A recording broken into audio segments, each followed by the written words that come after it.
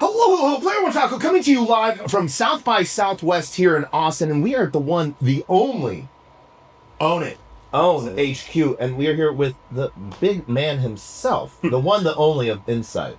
Yes, sir. Julian Caggiano here, CEO of Insight. Business partner is Aaron, the blonde broker. You're a good friend, and we're doing really cool things. So, for those that don't know, what is Insight? So, Insight is basically a marketing agency where we do it's a marketing agency where we do full implementation for brands. So basically we go to brands and say, look, sometimes it's hard to go through the process of hiring a marketing team, from hiring a marketing strategist to social media managers, designers. A lot of people have to go through the wrongs and the rights and finding the right people, and it costs a lot of money. So for us, it's taking all the experience of the last 15 years of brand building and brand ownership and offering it to brands for a price that is much cheaper than you would pay from just getting all those people at the highest level possible. Nice. And you guys cover a lot of different aspects right now, mostly in like the tech and gaming. Yeah. What's some of the offshoots that you guys are providing services to? And like you're I like to simplify.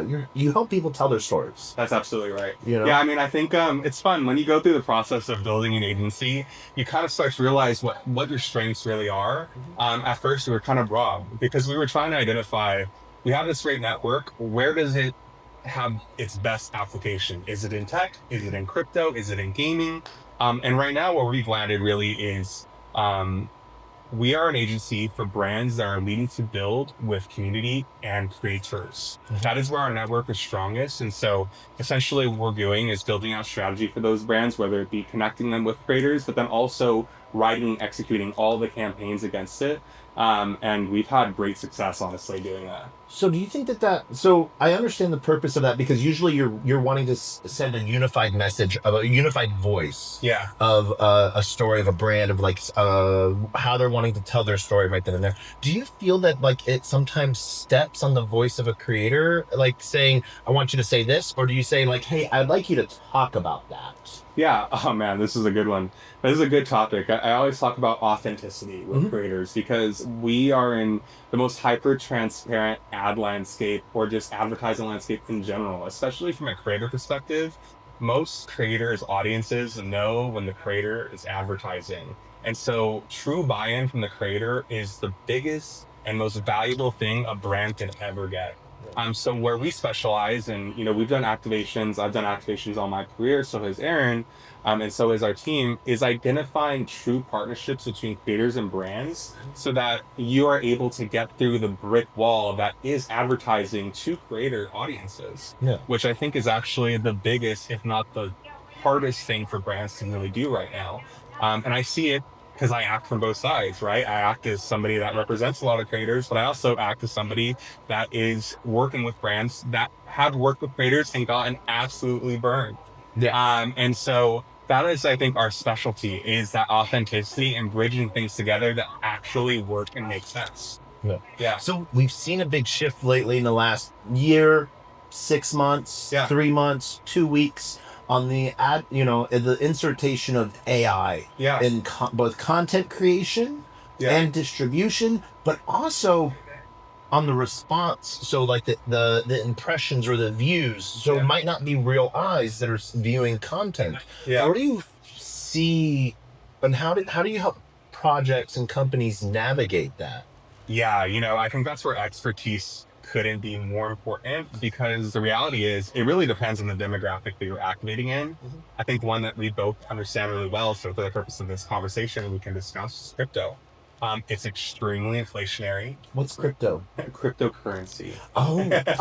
That I've heard of this. I've heard of this thing. Yeah, so I see it specifically in cryptocurrency marketing and initiatives in tech, specifically in Web3. There's so much artificial inflation, and I do see it from the influencer side, especially. It's a rough one, because a lot of brands are sold on the engagement metrics that, predominantly on X, that are, from what I perceive, a lot of it is fake. And I think that we're an agency that has the knowledge to be able to say, like, not only do we know most of these people, but we also know what's going on. And so we almost act as a filtration point for brands, because I don't think that it's appropriate to expect a brand is to be able to say to themselves, like, wow, I want to work with this influencer, and then have to also go through the process of identifying, is their engagement real? Is it fake? And a lot of them have to find out through either getting burned or not getting burned. Not getting results. Yeah, that's right. That's the correct way to say it. Yeah. And so for us, I think that's where we step in. And it's a really, really a valuable question. And to be honest with you, it's not just like it's a industry focused thing and it's only in Web3. It's actually botting artificial viewership has been a major conversation almost in every creator demographic right now. And the answer is there is no true way to understand it other than just being in it, if that makes sense, right? If you're always on the outside looking in and you just see a creator getting 30,000 views, it's kind of crazy of you to expect from anybody to just be like, oh, that's fine. But I think just having general industry expertise and really being involved with those industries gives you the opportunity to say, like, I know that this person has real or fake influence. And I think that that's something that we do extremely well. And that's one of those things where we see, like, what the click-through rate is. Yeah. Like, whether it's buying something or doing some specific action, that sort of follows through with that.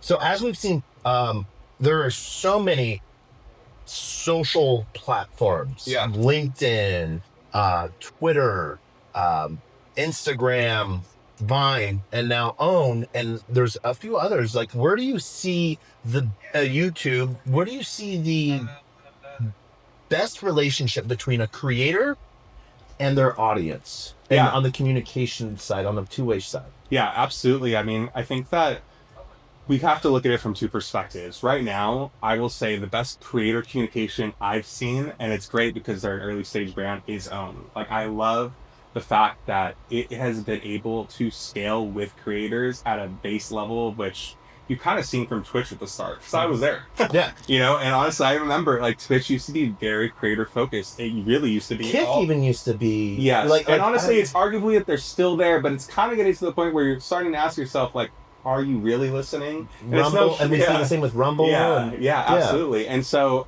what I think is that, what I've seen with Own is a team that is dedicated to being extremely creator focused.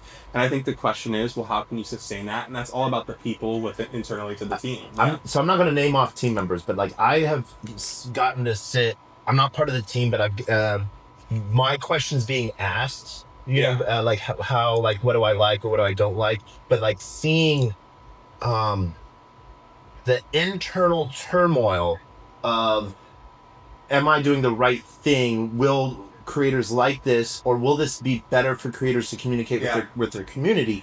And so it's interesting to sort of see how these different platforms, being around and getting to see how the team on Own has been building has been really cool. I feel lucky being on that inside piece. Not being part of the team, but just being in a fly on the wall. I literally sometimes just shut up and just sit down, and I get to learn so much. And so it's one of those really interesting things. How we're seeing the dead internet theory of bots is, but what about on the thoughts on using AI on creating content? Yeah, it's a good one. Man, this could go forever. Honestly, it's so crazy because there's so many different angles to that conversation. There is the idea that somebody could act as a creator themselves and basically generate their own content through AI and just be basically never on the camera, but being a creator. And then there's the idea that what has been actually existing for a long time, people just did not realize it. It's really entering the mainstream conversation now, which is a lot of UGC and ad UGC is AI. I was working with brands even a year, 2 years ago, that their main selling point was, if you had a product, we can generate AI UGC that looks completely real, and you can post it, and we guarantee you will convert from it, because they've mastered the science of converting sales and the right things to say, how the AI needs to say them. And so it really is interesting, honestly. Back then it was slower on the creation side of it, and fine tuning it. Now it just seems it's so fast. And that's the scary part, honestly.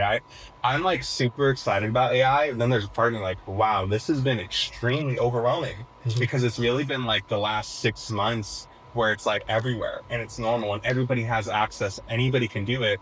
And first of all, I'd like to say, like, from an optimization perspective, I'm so happy it exists. Like, in my life, like, whether it be handling my day-to-day or checking my work or even taking my thoughts and my ideas and putting it into an actionable plan, AI has been such a resourceful tool.